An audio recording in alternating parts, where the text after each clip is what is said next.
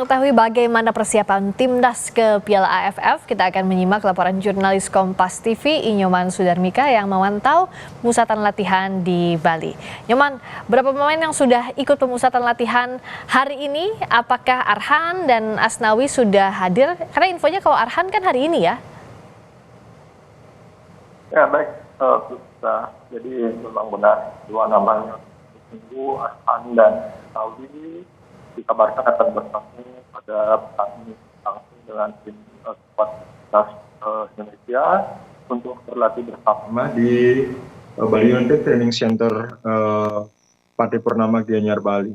Jadi nama-nama lainnya juga yang sempat ditunjuk Sintayong seperti 3 nama seperti Ipar Jenner, terus Justin, terus Rafael Struijk itu memang dipastikan akan tidak bisa memperkuat timnas di ajang Piala AFF tahun ini. Namun demikian ada 2 nama lainnya seperti Marcelino dan Asnawi itu juga sudah sempat dikontak langsung oleh Ketum PSSI Erick Thohir untuk bisa bergabung ke timnas nanti untuk memperkuat Piala AFF ini. Dan mereka dijadwalkan akan hadir sebelum memang timnas ini akan mengakhiri latihannya di Bali nanti pada 4 Desember. Karena sebelumnya dari 28 Desember lalu sudah menggelar latihan, termasuk ada 2 kali latihan yang terbuka oleh media dan tertutup. Dan untuk selanjutnya di tanggal-tanggal berikut ini belum ditentukan kapan akan ada latihan terbuka lagi. Namun demikian saat latihan tertutup diinfokan memang enggan untuk diliput media dengan alasan lebih banyak ke teknis dan taktik dari timnas itu dalam latihannya. Oke, kita tunggu nanti semoga performa timnas ini baik jelang laga di Piala AFF. Terima kasih Nyoman, dan sejumlah pemain yang diharapkan bisa menjadi kerangka tim di Piala AFF ternyata tidak dapat bergabung. Lalu bagaimana peluang timnas untuk bisa menembus final? Kita akan bahas bersama dengan pengamat sepak bola M. Kusnaini. Bungkus, selamat malam.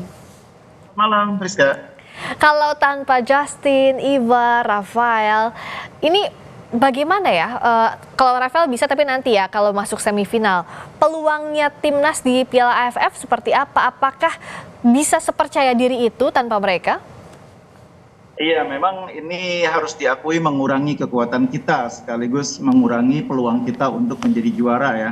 Bagaimanapun kita harus mengakui bahwa level sepak bola Indonesia meskipun kita sudah berada di posisi sebagai tim yang mampu bersaing di Piala Asia, tapi kalau kekuatan timnya tidak penuh, saya pikir akan membuat daya saing kita kembali ke level di mana kita harus mengakui bahwa Vietnam, Malaysia, Thailand itu punya kemampuan yang tidak terlalu jauh dengan kita. Dengan materi pemain yang rata-rata masih di bawah usia 23 tahun, saya pikir tidak akan mudah bagi kita untuk bisa mengalahkan tim-tim yang mungkin kalau tim kita full tim, kita akan bisa dengan percaya diri mengalahkan mereka. Tapi dengan materi pemain yang bisa dibilang hanya 60% lah dari kekuatan terbaik kita, karena pemain senior yang hadir kan masih ada beberapa nama ya, seperti pertama Arhan, Asnawi, kemungkinan juga ada Rafa, ada Justin, kalau bisa diizinkan oleh klubnya, itu ya mungkin hanya 60% dari kekuatan utama di timnas senior. Jadi memang daya saingnya akan sangat berkurang.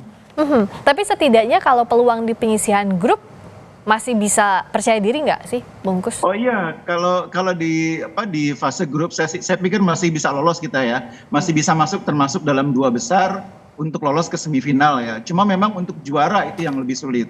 Ya, sementara kan kalau AFF ini kita dahaga akan juara karena runner up terus ya, langganan runner up ya Bungkus.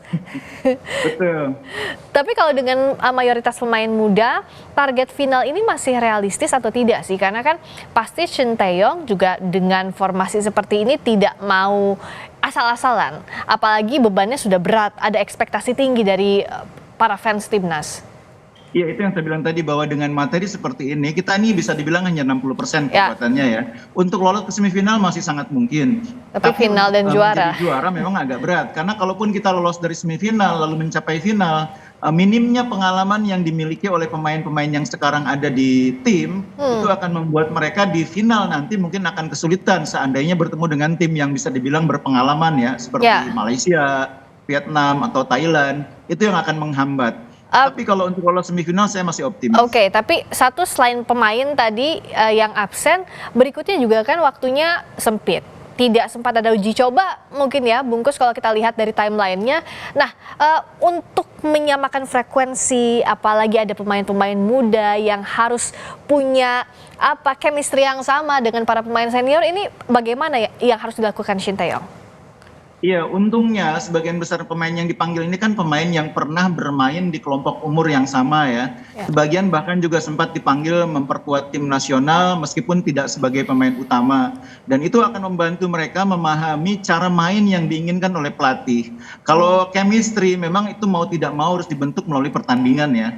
Dan itu saya pikir persoalannya bisa dihadapi oleh sebagian besar tim juga sama. Karena tim-tim seperti Malaysia, Thailand, atau Vietnam, sebagian juga kan kompetisinya masih jalan, sehingga mereka belum sepenuhnya bisa menjalani pemusatan latihan untuk persiapan.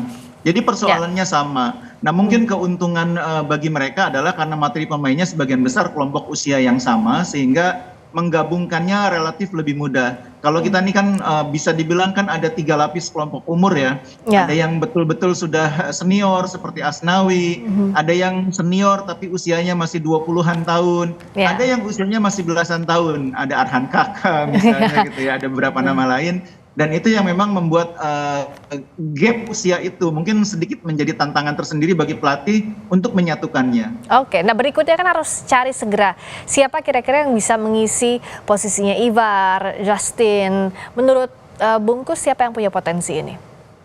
Sebetulnya materi pemain yang ada itu sudah, kalau dari kompetisi lokal mungkin memang itu sudah cukup yang kita punya ya. Kalau untuk kelompok usia 23 ke bawah, misalnya yang lagi menonjol sekarang di kompetisi liga kan ada Ferrari, ada Kakang Rudianto, ya itu yang kita punya dan menurut saya sekarang sudah ada di tim. Kalau ada Justin tentu akan sangat baik.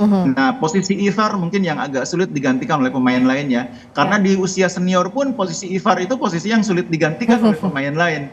Makanya Shin Tae-yong selalu menempatkan Ivar sebagai pendamping bagi Tom Hae, dan itu akan menjadi tantangan tersendiri bagi Shin Tae-yong menemukan pemain dengan karakter yang sama di tim yang sekarang dia punya. Mungkin akan dilakukan modifikasi cara bermain ya, karena tidak ada pemain yang memiliki gaya main atau karakter permainan seperti Ivar. Oke, kita lihat performanya, semoga tetap baik dengan formasi di AFF ini. Terima kasih Bungkus M. Kusnaini telah bergabung di Sapa Indonesia Malam.